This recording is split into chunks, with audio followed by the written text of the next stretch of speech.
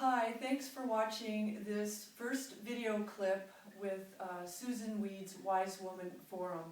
My name is Sheryl Wolover, and I'm a massage therapist, yoga instructor, and creator of Yoga Legends, which is yoga poses that have a story behind them. Today I'd like to talk about the basics, just a few basics in yoga, the seated position and hand mudras. So the very first pose in yoga is a seated position. All the other asana that we do lead back to the seated position because this is where we practice breathing techniques, where we meditate from, and also where we listen. So being able to sit for long periods of time is important.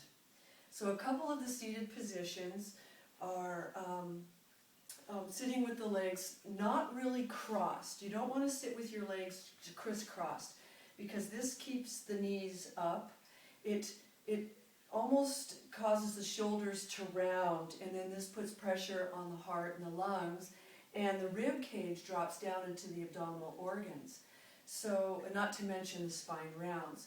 So we want to be able to sit comfortably in a position that allows us to drop the knees down, open the groins, and elongate the spine. So freedom in the lungs, the heart, and the digestive organs. So to do that, most of us need to take a little height. So I'm going to turn here and I'm going to show you. I take this little pillow that I found I like a lot. You can also use a blanket, bricks, but you need to find what you like. So when I put this bolster underneath me here, notice I'm not sitting on top of it directly. I come forward, my sit bones come forward, and this way my knees drop down, and I'm able to sit with a nice long spine with lots of freedom within my spine, and again for the abdominal organs, the lungs, and the heart. Once I've achieved this position, I also allow the shoulders to drop back. It's almost like, surrendering back, and this will give my arms space to do the hand mudras and things that we need to do. Watch, if I take the height away, my knees have a tendency to pop up a little bit more. My spine rounds, it's harder for me to stay upright. I have to work at it all the time. And so when I'm working at this position, I'm not able to relax and quiet the mind. I'm worried about my body.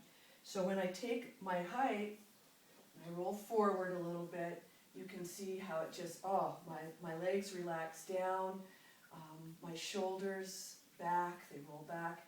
And it's actually quite comfortable, and I'm ready for either meditation or breathing. I'm going to turn forward here and show you just a couple different cross-leg positions. Again, we want to try to avoid the crisscross if we can. So the easy seated position is when you line both your heels up at the perineum, and allow the knees to drop down. Another one, a little bit more challenging, is where you take your ankles and you actually kind of stack them on top of one another, and the top foot is tucked underneath. And I like this position a lot. I can sit here for a long time and be comfortable. And then there comes to more advanced seated positions where you do half of the lotus, half of Padmasana, or again, you can even do the full lotus if you feel comfortable doing that. And being able to sit for long periods of time is what we're looking for here. So I choose this position, and this feels very comfortable for me. So once I found my seated position and I know I can be here and I'm ready to either practice my breathing techniques or my meditation, you'll see a lot in yoga where people do hand mudras or gestures. This is a Anjali mudra, the hands coming together at the heart center. Now there's a reason why we do this. the right hand symbolizing the right hemisphere of the brain, the left hand symbolizing the left hemisphere of the brain. And with intent and thought, we bring these hands together at the heart center. It makes prayer position. And it's quite beautiful. And with intent and thought behind doing this, it becomes a lot more powerful. You can also, you'll see a lot when we take our hands up and over, and again, we're thinking about the intention of what we're doing and what we're creating as we deepen our yoga practice when we work with this hand mudra. Another hand mudra that's very common, I guess, and very basic in the yoga practice is the mudra, Jana mudra. You'll see it a lot. I found that most of my students don't know why they're doing it, but they've seen it done, so they just follow along. Jana mudra is, we're thinking that the thumb symbolizing our divine consciousness and the first finger symbolizing our own consciousness. So again, with intent, I like to close my eyes here and move real slowly so that I begin to feel this energy that builds between these two places, these two fingers or digits. And when they come together, the thought or the intention is that, again, divine consciousness and our own consciousness are coming together. And the hands can be placed in many different positions. A lot of times the palms are up, sole of the hand facing up, and you're sitting quietly this way.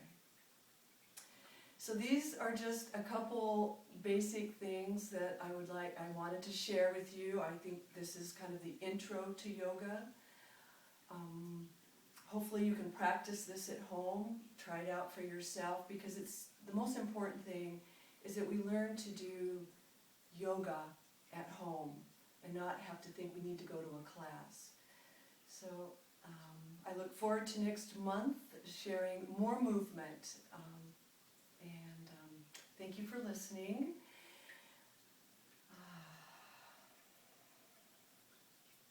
Namaste.